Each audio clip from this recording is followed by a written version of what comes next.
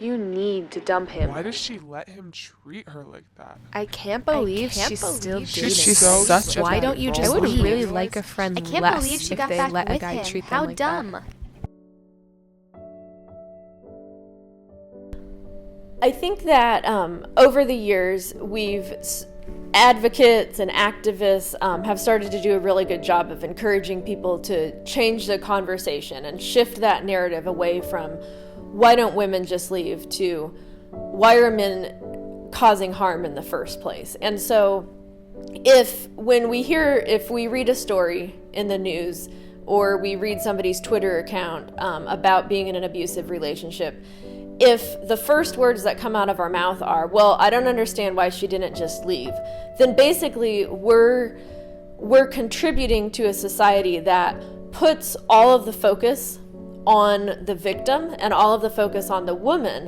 And even if maybe we're genuinely confused about why she didn't leave, it's still really important to start to think really critically about why are we focusing so much on the person who is being harmed in this scenario?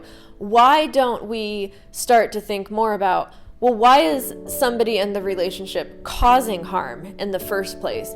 Because if we focus always on the victimized person, what we're doing is we're actually buying into an idea that men's violence against women is normal. Right? We're not really asking the men to stop their behavior. We're putting all of the responsibility onto women. And we're almost assuming that a violent relationship will stop if the woman just leaves.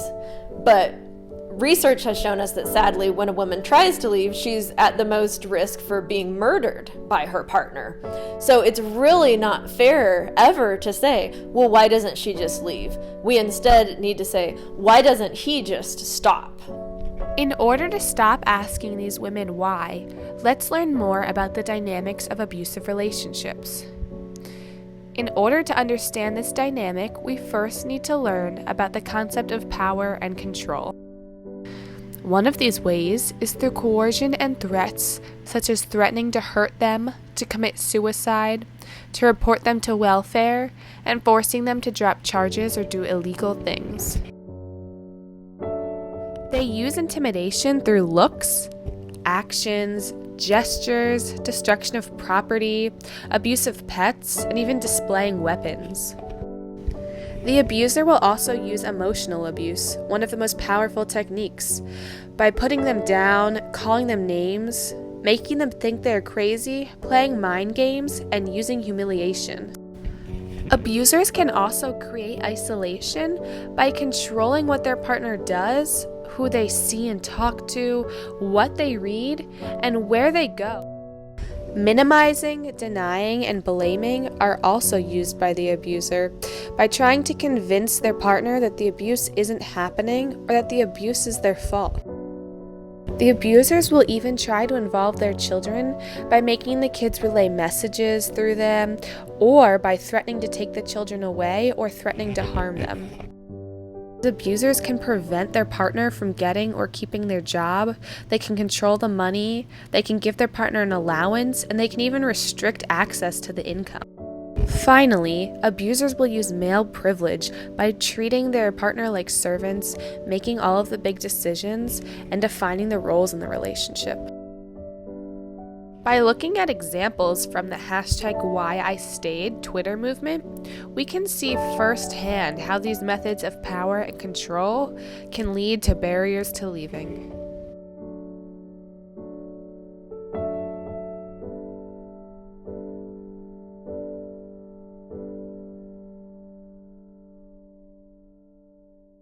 These tweets show us a small example of the many reasons women cite for having stayed in an abusive relationship. These include love, religion, money, threats, kids, lack of support, hope for change, shame, Stockholm Syndrome, isolation, lack of resources, brainwashing, fear, nowhere to go. One of the scariest barriers to leaving is threats that can come to reality. 1 in 3 female homicide victims were murdered by a former partner. Finally, we have to remember that besides concrete barriers, there's also the effect that love can have.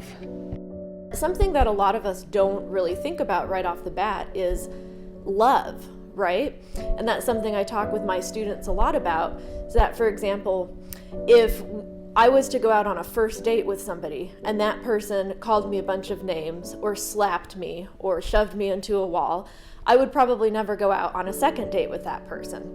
Even if I had sort of low self-esteem, if that person was acting in a way that seemed really scary to me or really disrespectful, I would never get back together with that person. So that's something really important to understand, is that abusive relationships very rarely don't start off with obvious levels of abuse.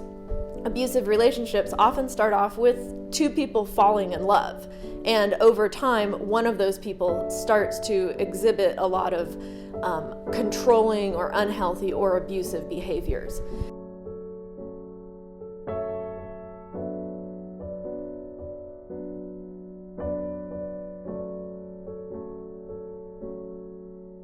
If you are in an abusive relationship or you think a loved one may be, you can call the RAINN National Sexual Assault Hotline at 800-656-HOPE or the National Domestic Violence Hotline at 800-799-SAFE. You can also visit the links on the screen for their online hotlines.